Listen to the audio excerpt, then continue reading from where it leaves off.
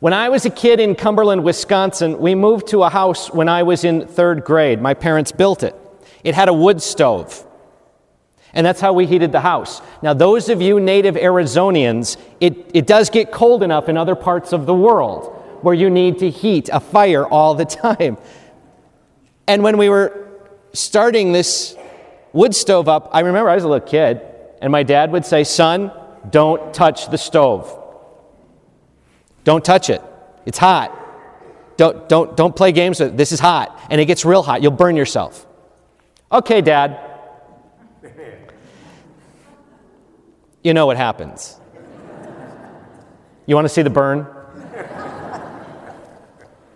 Why is it that parents will tell their children, "Don't do that," or conversely, "Do this"? Why is it that parents will set rules for their children? And the answer, for their own good. That you set out the precepts for children to protect children, to help children. And the reason why we give rules and guidelines for our little people is so that they can grow up to be healthy big people. That's the reason for the rules. God does the same thing with us.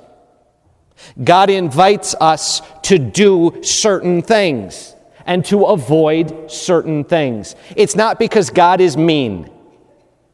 It's not because God wants to take all our fun away. Oddly enough, you ever hear what a little kid will say when they're told what the rules are? "I don't wanna. That's not fair.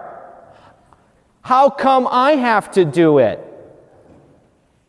Oddly enough, as adults, we do the same thing. "God, I don't wanna. That's not fair."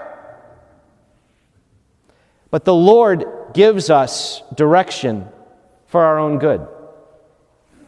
If today you hear His voice, harden not your hearts. See, those precepts, whether they're the 10 Commandments, whether they're the teaching of Jesus, whether they're the moral teaching of the church, they're meant to help us, to strengthen us. That when we follow the teaching of Christ, when we take the precepts that the Lord has given us and we take them to heart, we grow.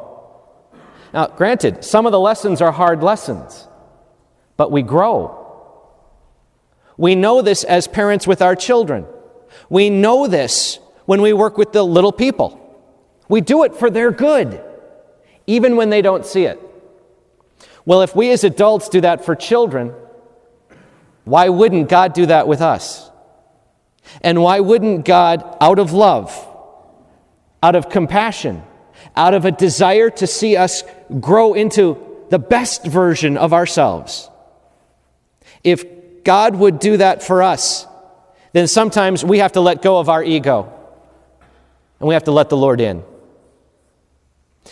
Today, we can take a page out of the book of the prophet Jeremiah. He's telling people something they don't want to hear. But he's reminding them that the Lord is coming and the Lord is speaking and the Lord is leading. Will we listen?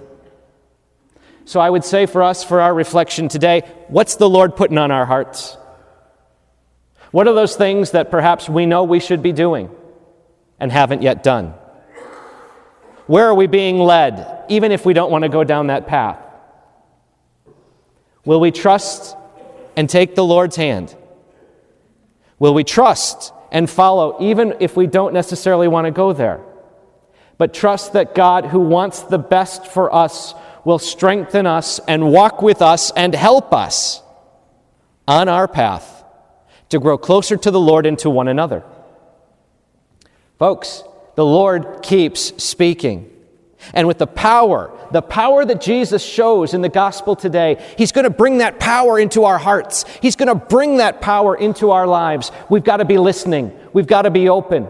And as we allow the grace and strength of Christ to come into our lives, God will bless us and give us what we need today to take the next step, to continue on our journey with the one who will not leave us, but who will walk with us side by side every step of the way in this life to the life to come. God help us. God bless us all.